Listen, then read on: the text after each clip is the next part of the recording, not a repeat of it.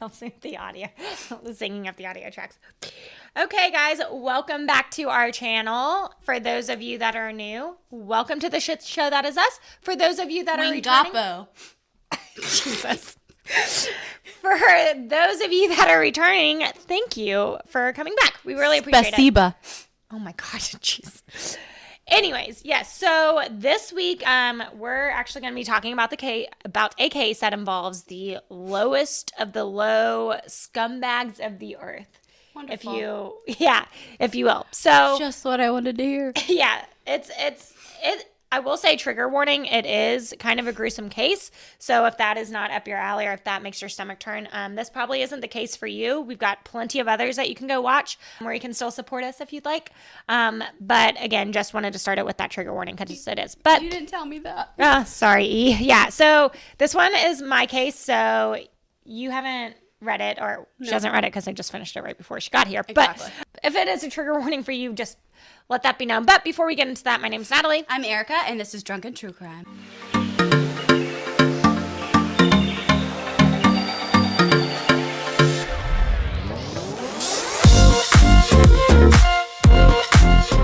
So before we get into it, we do have a few disclaimers. If you are new, listen up. If you've been here before, they're the same as they always are. So 1, we talk about true crime. 2, we drink. 3, we cuss. 4, you might see us laugh. That is because we are human, and most of the time we're making fun of ourselves, or we're making fun of the dirtbags that are in these stories, but never making fun of the funny, victim. okay? We can't help it. We think we are funny. We think we are funny. 5 people have thought we are funny too. That is true. A solid 5. A solid 5. 2 of them are sitting in this room. So. Exactly. If any of those things don't turn you off, the disclaimers and the fact that this is gruesome, that we just went through or whatever, then please stick around, grab a cocktail, come drink with us, and let's dive into this case. So cheers. Cheers, bitches. What cocktail are we drinking today? We are drinking we got to make a name up for it because. Carcass Out. No, that sounds awful. I know it's a Housewives reference, right? Yeah, but you squeeze the lemon and you have the Carcass Out. Okay, Carcass Out is the name of this drink. It's a coconut drink. Carcass Out. Carcass Out. It's basically what I had I'm about to go to Vegas for a week, so there's nothing left in our fridge. So whatever we had in our fridge is what it's called. It's coconut water, vodka, and lime juice. Yum. Yeah, it's hydrating. With that being said, let's jump into the case. So Eric and I were texting, as we do all the time. As one does. Yeah. And she had made a really good point. She was like, we need to cover a wider variety of cases. Mm-hmm. And she was absolutely right. As I went back and looked at the cases that we covered, to be fully transparent, most of it is all white. Yeah, it's all white people. And so I was like, yeah, you're absolutely right. And so I started looking into cases and stuff. I know you had already had some that you had wanted to cover. Mm-hmm. And stuff. And so as I was researching, I came across this really alarming statistic that stood out to me. Mm-hmm. And it stated that Native American women are murdered and sexually assaulted at rates as high as 10 times the average of the rest of the U.S. Which is why I said we should cover it, because I heard this and I heard a case about this, and I'm like, we need to get the word out. We need to be diverse. We need if we're doing the Lord's work and getting the name out there. Yeah. It's a disservice that we aren't covering cases like this. Right. And I think the most alarming thing about that statistic is that, okay, so 10 times more above the average. Right. But those crimes are committed by, not all the time, but they're mostly committed by people outside of their communities. Again, naturally, this sends me down a rabbit hole, mm-hmm. as one does. And I just wanted to give you a few statistics before we jump into the case, because this is an epidemic. It really is an epidemic. And I've heard people talk about it from time to time, but I feel like if everyone knew what was really going on, everyone feels like this should be covered way more. You're not alarmed until you actually read the statistics of what these women go through. Exactly. And so that's what we're going to do right here, right now. And they're called Indigenous women, by the way. So, okay, but this is so the reason why I'm using the verbiage that I'm saying right now is because this is exactly how it came from the articles and the research papers. So the statistics we're going to talk about is 84% of American Indian or Alaska Native women, so that's approximately 1.5 million people, experience violence in their life. Indigenous 4%. Yeah, 84 fucking percent. Indigenous women are 2 times more likely to experience rape and sexual assault. Murder is the 3rd leading cause of death for Indigenous women. And then 5,712 American Indian or Alaskan Native women and girls are missing, and only 116 of those were registered in the DOJ database. Only 116. So 5,712 women, or like women or girls, and only 116 of them are registered as missing. This makes me so angry. Right? This makes me so It's angry. an epidemic. It's a fucking epidemic. It is an epidemic. It is quite the problem, and no one is screaming from the rooftops. Exactly. And I think it's just because they don't know. Right. I didn't know. I mean, honestly, I would not have gotten into this if you hadn't have like brought that up to me. So obviously more needs to be done here. And so that's what we're doing. I know our channel is little, but if everyone just does their part, I feel like honestly, the national media needs to be covering this, but they're not going to. No. But anyway, so at the end, we'll let you know how you can help and everything. But I guess as I was researching this, I came across a law. And in 2020, there was a law passed called Savanna's Act, which is helping to improve federal response to missing or murdered Indigenous persons. And when I came across this law and figured out what it did and all it's doing great things, but everything that happened because of this law, I took a step back and I wanted to figure out like what this law was about. Why? Right. What is Savanna's Act? Where did this stem from? Yeah, who is Savanna? And so that's what brings us to our case this week. And so this week we're going to be covering the case of Savanna LaFontaine-Greywind. Okay. Yeah. It's a really sad one, but it needs to be told. It does. Savanna was born on August 9th, 1995 to Norberta and Joe in Belcourt, North Dakota. She was a member of the Spirit Lake Tribe, which is a federally recognized tribe based on the Spirit Lake Dakota Reservation in east central North Dakota, and it sits right on the shores of Devil's Lake. So this tribe has approximately 7,300 members, with around 4,500 actually living on the reservation. Okay. Now, Savanna grew up in Fargo, but in 2005, she actually moved to Spirit Lake. She attended and graduated from Warwick, North Dakota High School, which is where she met her boyfriend, Ashton. Now, they actually began dating their freshman year, and they were dating up until the time of her death. So They had been dating for 7 years. Wow. Yeah, which I love me a good high school love story. High school love story, because you had one. Yes. So after high school, Savanna received her CNA, which is the certified nursing assistant's license, and she began working at a nursing home, and she wanted to specialize in elderly care, which people who do that, they have a special place in heaven, because one, it's so needed, but it's such a hard job. I personally couldn't do it. And so given that that's my job, I know, nice little humble brag to you. Nice little humble brag. That's what I do. Well, I'm not a CNA and I'm not a nurse. I'm like a community director, so I actually like own the building and run it. But those residents, they make me smile every day. Yeah. Like some of the shit I can't make up with like the gossip, and it's so high school. But like those residents are just part of my heart. Yeah. And we need more people like that in the world, because I couldn't do it. It's like a population. It's kind of like children. Like children have a niche in my heart because they're a vulnerable population. Yeah. So are elderly people. Yeah, I think you're right. I think you just like hit the nail on the head. You gravitate towards the vulnerable. That's great. I think because of my past experiences and me growing up as a vulnerable kid too, I just resonate more with these populations. Yeah. Anyway, so Savanna had a heart of gold, and she was an amazing person, essentially, is what that means. At 22, Savanna's life seemed to be going great, and she was on top of it. Like, her and Ashton, her boyfriend of 7 years, were going to be parents of a little baby girl. Yes, I know. That's precious. It was so great. 22 was going to be her year. Yeah. Like, age, it was until some shit hits. Can you imagine yourself at 22 and having a kid? No, but my mom had 3, so...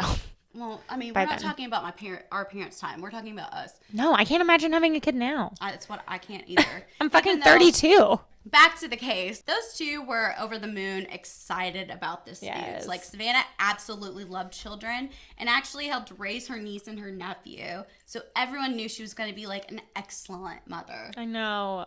This breaks my heart. The more, like, you learn and hear about her and, like, hear her family and friends talk about her, it just, like, absolutely breaks my heart that... I mean, she seems like she's very family oriented. She had everything go for her, and you know, she's preparing for this like big chapter in her life. Yes, and they were so excited. I mean, so excited. And her boyfriend is just like salt of the earth. He's just an amazing guy, and it breaks my heart that they couldn't have experienced parenthood together.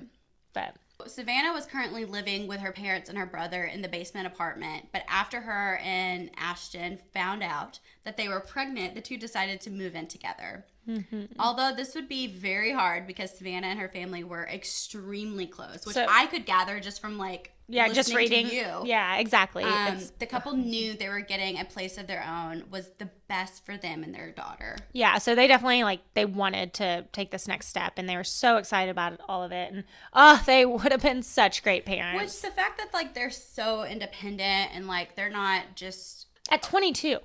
We're just going to move into my parents' house and they're going to take care of the kid. Yeah, exactly. At 22. And they were doing all the things. They knew what was best for their kid at that point. And that just speaks volumes for this couple. And they took the steps to I think, and now don't quote me on this, but I think Ashton actually worked out of town. And so when he found out that she was pregnant, he completely obviously he found a job first, but found a job closer to him so that they could actually live together, and he would be around for the kid, and he wouldn't be traveling constantly, switch jobs, completely changed his life for this child. And he's just an amazing human.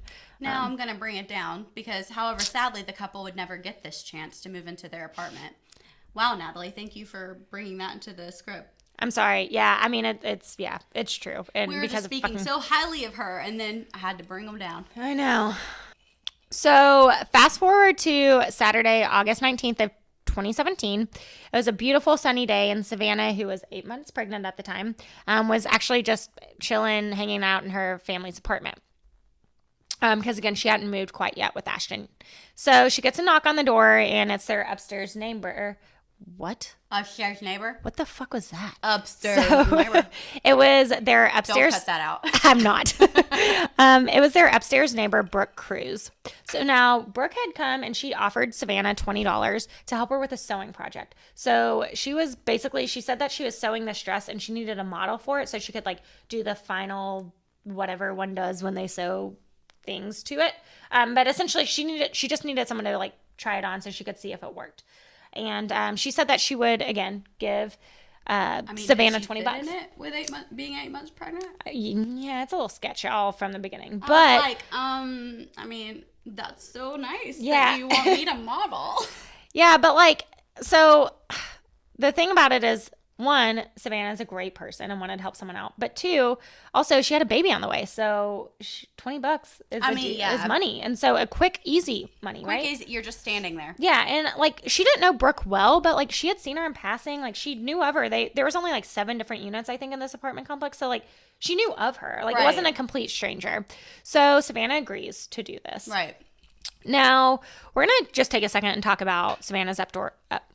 What the fuck is going on? So we're going to fast forward through the 20 minutes that we spent talking to the dogs through Furbo. Okay. Back to our recently scheduled program. Okay. So I do want to take a second and talk about Savannah's upstairs neighbors for just a second. Updoor neighbors. So Brooke Cruz, who was 38, and her boyfriend, William Honan. William, he be hoeing. Honan, I don't know, William, who was 32, lived right above the Greywoods. Now, the couple had been dating for about 3 years, and they lived in the apartment for about a year and a half at this point. Mm-hmm. Now, although these two had been dating for a while, it was not a great relationship, to say the least. They were known for having absolute explosive ball out fights. So they were known for having such bad fights that it would actually shake the ceilings of the people that lived below them. How humiliating. Yeah, and how just awful, but toxic. Toxic for the entire unit. Yes. The entire apartment complex. I bet they didn't fucking care. I bet they did not even I'm sure they did it, but I'm trying to think of myself putting yourself in my a situation. Past. I would be fucking humiliated. Yeah, a normal person would, but these two are shitbags and we don't like them, so. Okay, cool. So again, the other residents of the apartment complex, they reported hearing them fight constantly, screaming through the walls at all times of the night, during the day. It didn't matter. They just fought constantly. Wow. The fights got so bad that the police were called often, and William actually pled guilty to assaulting Brooke when he threw her into a bathtub. Yeah. Now, excuse me, what? I know. And so now this isn't the only time that these two would get in trouble with the law or the police would be called. Well, shocker. Yeah. No. So Brooke actually had 7. I'm going to repeat that again. 7 children, and William had 2 kids, and all of these were from previous relationships. They didn't have any all together. 9 lived in the apartment? No, they weren't involved in any of their lives. What? Yeah. So, So she was the mother of the year. And yeah. So was he father of the year. It gets so much better. So like one of Brooke's children actually sued her for child support. Yeah. And then William was actually charged because he brought his infant son into the ER with a fractured skull, and they, like the medical experts, doctors, police, whoever was involved in this, determined that there is absolutely no way that injury could have been done accidentally, and that someone did this to this child. And William was charged, and of course he with it, as he child fucking abuse. should be. Yeah, absolutely. And this is the most like frustrating part of all of this. He got fucking 1 year in prison and 2 years of probation, and that's it. That's failing that kid. Exactly. The whole system just failed that kid. Exactly. Now, the only good thing to come out of that is there was an order of protection against, like, William wasn't allowed to see this child, which is did good. that stop him? Yes. Okay, good. Thankfully. Because most of the time it won't. Right. And he's just a dirtbag human being. And I think that order was actually dropped, but like he just wasn't involved in this kid's life anymore. Thankfully, because fucking A, he shouldn't be. He's a piece of shit human being. That made me so angry just then. That's what I'm saying. They're fucking terrible pieces of shit, scumbag of the earth, douche canoes. So again, Savanna agrees to help out Brooke with this project. Before leaving, she got a pizza for lunch for the family to share, and she texted her mom and Ashton letting them know that she was going out to help Brooke. Yep. Which is, their neighbors. Savannah's mom and Ashton both responded to her text, but neither get a reply. When Savannah's mom returned to the apartment, she noticed that the pizza was still on the counter, untouched, and now very cold, which I would still fucking eat it. Absolutely, I would. I mean, no question I would eat that shit. Yeah. She also noticed that Savannah's purse was still on the kitchen counter and her car was parked outside, which, I mean, that's not too abnormal if you're just going upstairs to get hemmed in a dress. Yeah, well, so by this time, though, she should have been back. Like, that was the alarming thing. This was like... I mean, what if Brooke just, like, started from scratch? Yeah. Yeah. Yeah. Coming from someone that doesn't know, like, anything about this case, like... Yeah. It doesn't bring... I mean, I know because you know what happens. Yeah. But, I mean, that's not very alarming to me if, like, her... Yeah, so I think... She's still in the apartment complex. So. Right. So I think those were just the first things that made her like think like, oh, wow, I'm surprised she's not back yet. And then she does actually go up to, like, she wasn't responding to any of her like phone calls and texts. Right. She came home. She saw that the pizza wasn't, like, she hadn't eaten any of the pizza. Her car was still there. So to your point, that's what made her believe that she was still in the apartment complex. And that's when she actually does go up to, yeah. But also she was late to taking her brother to work. So her mom took him instead. Yeah. So that was also the alarming factor. Yeah. By the time she got back, Savannah still wasn't there. And she wasn't responding to text, answering phone calls.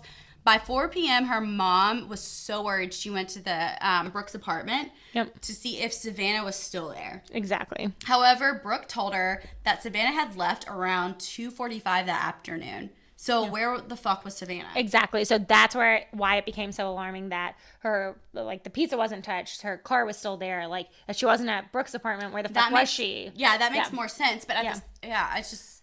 It was bad writing on my part. No, it wasn't. It wasn't. Yeah. It wasn't, no. But... I'm not negating you. Yeah.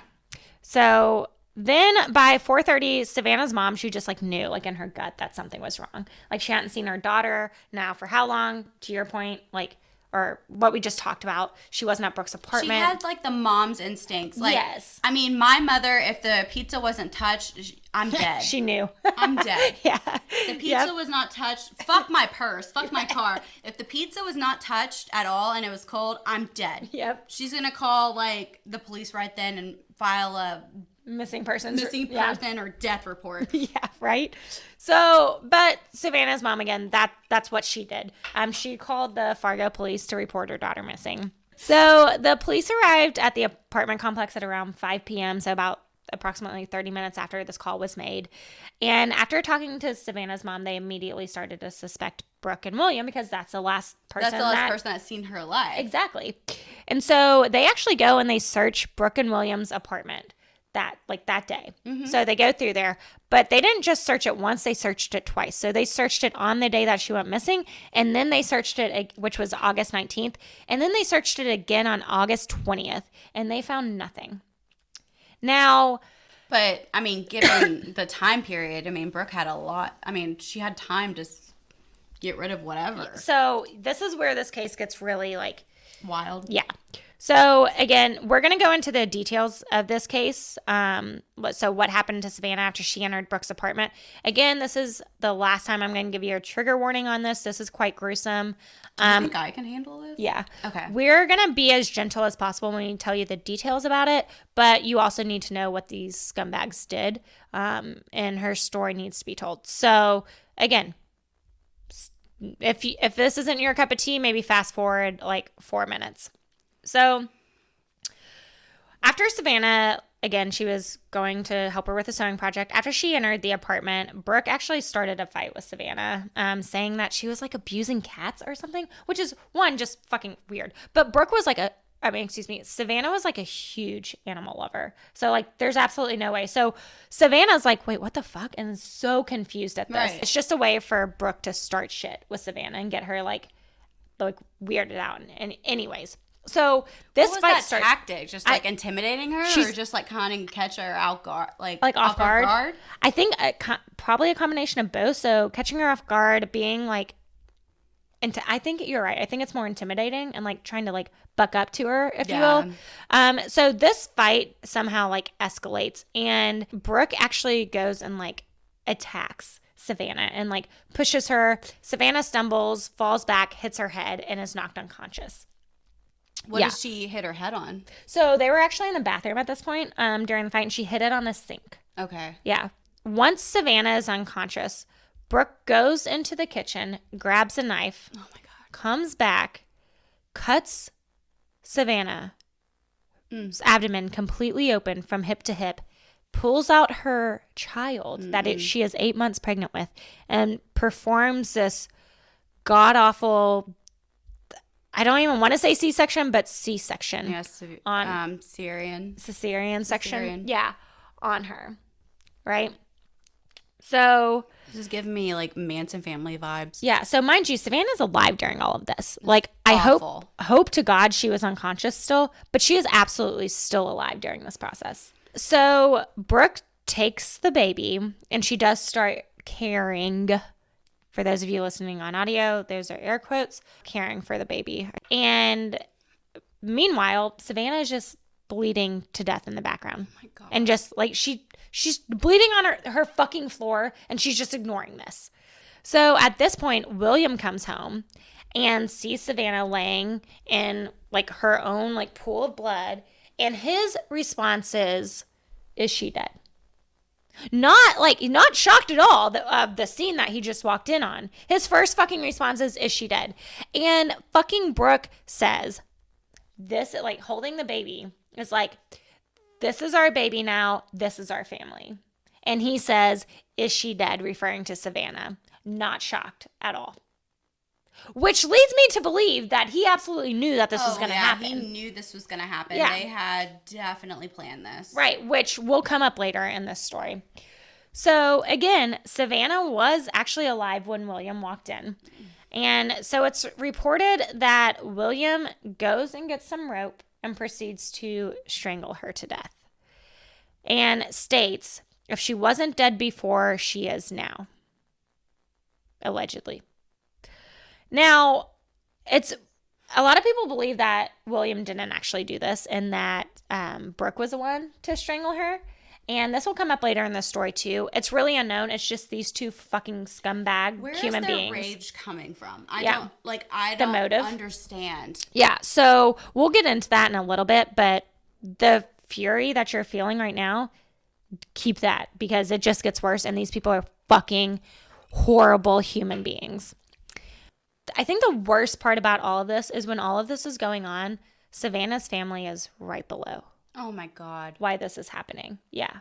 It's like right below. And I'm not saying by any means that they should feel this way, but I know if that was a family member of mine, there's no way that I wouldn't feel guilty and think, is there something I could have done? Right. Could I, like, especially did I her hear? mom, because she knew off the bat something was wrong. Yeah. Like, Savanna was already dead at that point where she came, but like, it's just that, like, I'm, again, not saying that they should feel this way, but I just, if I put myself in their shoes, there's no way that I wouldn't feel guilt about it. And I just, that makes my heart break. Awful because, I mean, you have nothing to do with it. No. These fuck bags, scum of the earth, did this to a pregnant woman that had her whole life in front of her. I know. There's not a worse place than that. Like, they deserve They deserve the lowest level of hell. Absolutely. Lower than low. Lower than low. Ugh. So after they kill Savanna, they stuff her body into a bathroom closet, which is where her body was the first time police searched their apartment. Yeah, because remember, the police searched their apartment twice. So the first time, like, they were... Well, they didn't search very thoroughly. Exactly. Is that not so frustrating? And there was a fucking baby, too. Where was the baby during this? They, like, hid it under blankets. Like, put a bunch of blankets on top of it. I mean, good for that's a very good baby. That's what I was saying, is, like, how did this baby not make noise? Did the police just do such a bad... Also, that baby had to be a preemie. It was, like, 4 pounds. Like 8 ounces or something like that. Definitely 4 pounds. I know it was 4 pounds. God. But, yeah. But after the police leave, they move her body into a dresser and wrap her in plastic. This is where her body was the second time police searched and found nothing. Yeah. So legitimately, these fucking police officers go into this apartment complex or this apartment twice and where this woman is and the baby is, and they find nothing. Yeah, that's sus. Yeah, right? What it just were you such looking, shoddy. Did you just do like a look through? So what they said is, like, if we had known we were looking for a dead body, we would have done something different. But we were looking for someone that was alive.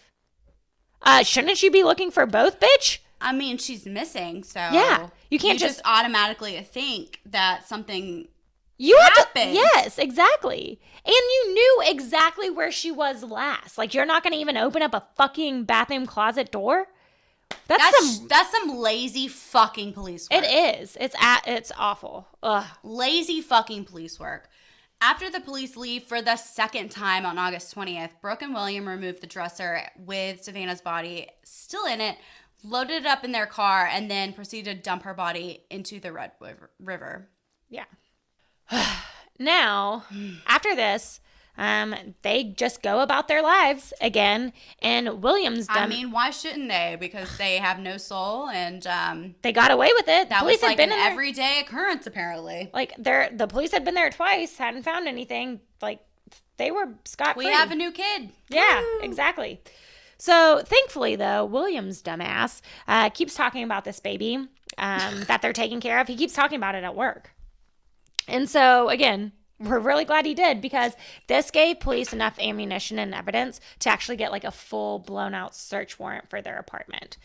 I know. Finally, you do something. You had some urgency. Right? So, police execute the search warrant. They walk into the apartment and they find Brooke sitting on the bed and a little baby girl laying next to her. Okay, we're going to have to do 5 big gulps right now. Okay, ready? 1, 2, 3, let's go. Cheers.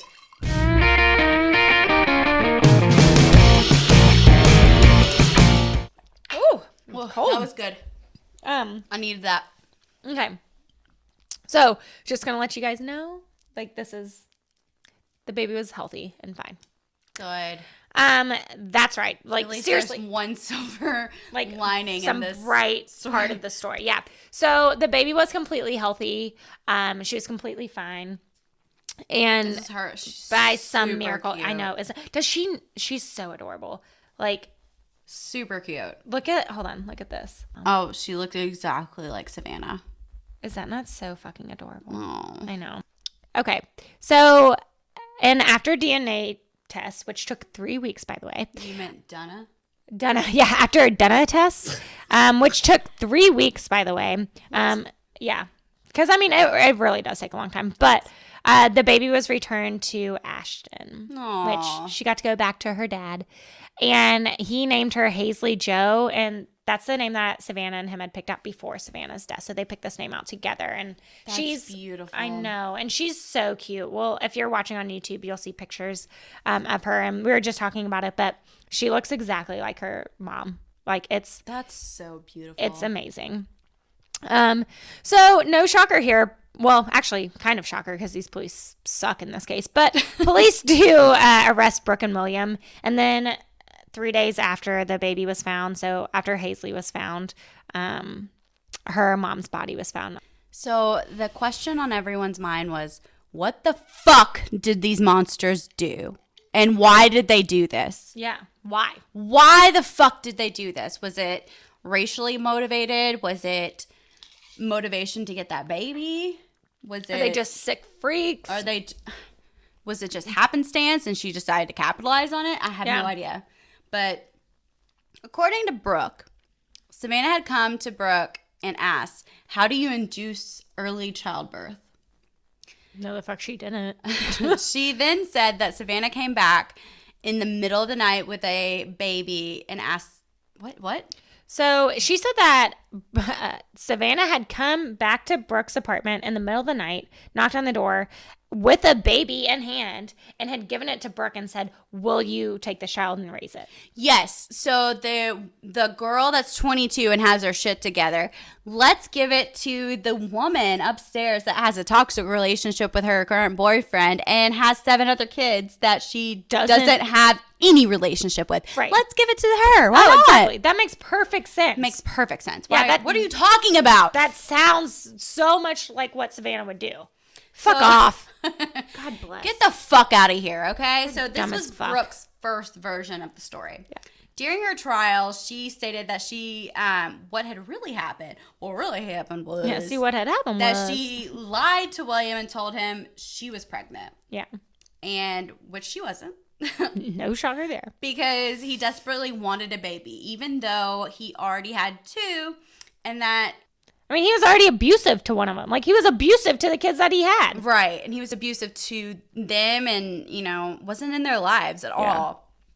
And she thought, this baby would make him happy and save their relationship. Honey, nothing can save that relationship. Baby. No, get out. You need to move on, Run. honey. She said months later, during a fight with William, confessed that he knew she was lying about the pregnancy and the whole time that he demanded that they produced a baby for him. What the fuck? Demanded that she produce a baby for him. What the fuck? Do you want me to just pop it out of thin air? No mind, I'm not gonna say that. What in the actual fuck is wrong with these two people? Seriously though, what is wrong with it? Demand that she conjure up this baby for him because she had lied about being pregnant and now he wants a baby. Yeah. So back to the case. Yeah. On December 11, 2017, Brooke pleaded guilty to charges of conspiracy to commit murder, conspiracy to committing kidnapping, and lying to the police. She read a statement to the court saying, there is no excuse. Yeah, no shit. There is no rationalization. Further, yeah, no shit. Fuck off. There is nothing. My actions devastated a family and shocked the community that I called home. Good. I mean, I have no words, and that's very abnormal for me. She is awful. On February 2nd, which is one day before my birthday, on 2018, Brooke was sentenced to life in prison without the chance of parole. Good. You deserve it. Bye. Bye, bitch. Bye. So then on September 4th of 2018, William pled guilty to conspiracy to commit kidnapping and lying to the police. Now, he was actually also charged with conspiracy to commit murder, but he pled not guilty to this charge. Didn't he murder her? So that's, again, why that was so important. Some people believe Brooke did it. Some said he did it. This becomes, this is the hallmark of his sentencing. So he was tried, and this asshole was fucking acquitted of this charge. Are you fucking kidding me? I'm not kidding you. On September 28th of 2018. So just wait. Don't read this. Okay. I'm not so reading it. He was originally sentenced to life in prison, but he appealed this, and it was actually fucking overturned by the North Dakota Supreme Court in October of 2019. and he was resentenced to only 20 years in prison with time served. Like, he got time served during this. So, okay. So, obviously, that should piss you off if it doesn't get the fuck off this channel. So, what? Okay. I'm just whether in he shock. whether he was the one that actually killed Savanna or not, he was fucking there. So, let's hypothetically say that Brooke was the one that actually killed her. Right. He was fucking there and he could have stopped it. And didn't do anything, and he probably would do something like this again. Exactly. He would just be an accomplice to something horrible. Yeah. Again. So you're putting someone out there sooner out in the community that knows he's never going to change. This fucking and asshole. He's a hindrance to the community. This asshole will walk amongst us again. He will be out in less than 20 years. And he was only 32 at the time. Again, regardless of whether he did it or not, he was still an accomplice, and that makes him just as guilty. He could have fucking just stopped. As guilty. He could have stopped this. This is horrible. Makes my blood fucking boil. Like, absolutely. So now there is some light that came out of it. I hate to say it that way, but like there is some good that came out of it because of Savanna's friends and family. Yeah, and what will become Savanna's Act. So as a result of Savanna's brutal murder, Savanna's Act was signed into law on October 10th, 2020 by President Trump. The law is meant to improve tribal access to federal crime information databases and create standardized protocols for responding to cases of missing and murdered Native American women. Yes. So this is a light in the tragic case. Also, Savanna's case was solved and people were brought to justice. But in so many murders of Indigenous women, no one is held responsible and they go unsolved. It's awful. It's an epidemic. It is reported that over 134 bodies of Indigenous women have been found in the Red River, where Savanna's body was found.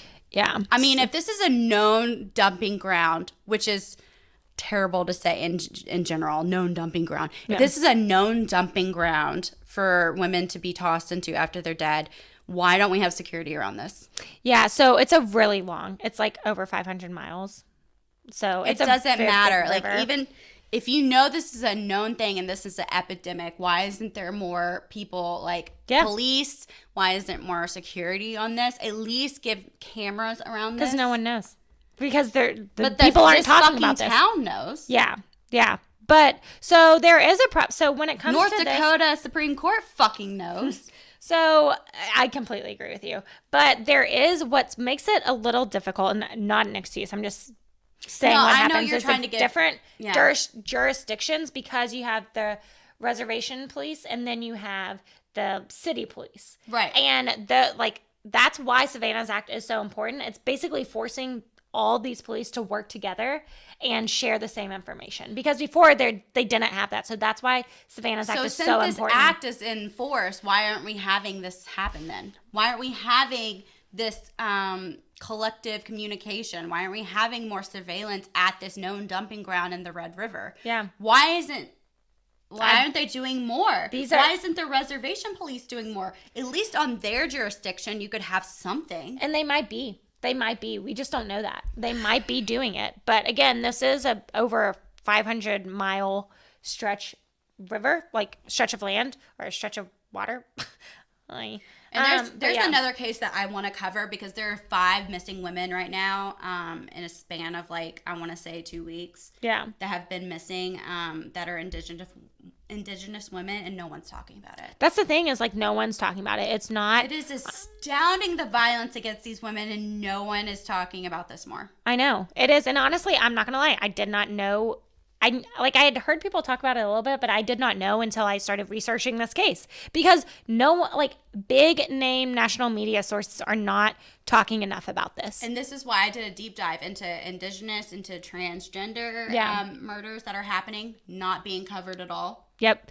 So it leads us to, what can we do to help? What can we do? Yeah. So there's quite a few things, and we'll link it all below. But one of the, first and foremost, educate yourself on it. Educate yourself. Go onto Google and go and freaking look at all these websites that have all this information. There's tons of them out there. And one of the ones that I found that I really liked was it's called niwrc.org, and it's the National Indigenous Women's Resource Center.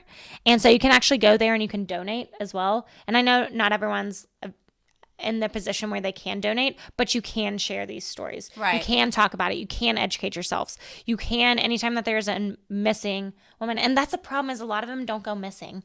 They have organizations, or like they actually have like walks where they go and walk the Red River and it's terrifying, but it's because they're looking for bodies. Because they're looking for women that have been dumped. Exactly. Which is horrible. I know. And so there's a lot of things that you can do. We're going to put it all below to where you can look at it. But I would say first and foremost, our first like call to action is go educate yourself on this. Mm-hmm. Go talk to it. Even just talking to your friend. Even if there's a subject that's kind of linked to these Indigenous women and other cases, please call us out on this. We want to educate ourselves a little bit more on this not pandemic, but epidemic. Yeah. Send them our way. We'll cover them. Just even though we're a small channel, we're hoping to get at least someone hears like their stories. Yeah, exactly. To your point, we are a small channel, but we still have people that listen to it, and they might be that one person that can help do something with one of these. You never know. And so, with that being said, please look at the show notes below. Look at all the links that we have put below and help in any way that you can. Right. So, with that being said, that is the case. It was a very hard and gruesome case. Yeah. But there was, again, some light at the end of the tunnel with Hazley Jo being born and healthy. Too. She's living with her father. And the second thing is that Savanna's Act was passed into law. So I hope that these two scumbags of the earth never walk the streets that we walk again. But William, there's a potential that he could. I don't know, maybe natural causes cause him to die in prison, but whatever. I don't wish that's bad karma. Karma will always prevail. She is a bitch and she will always claim her victims. Yeah. So, but with that being said, if you liked it, please like, comment, subscribe, all the fucking things to help your girls out. And if you want to learn more about us, you can always go to our Instagram at drunkentruecrime.com. On Instagram at Drunken True Crime.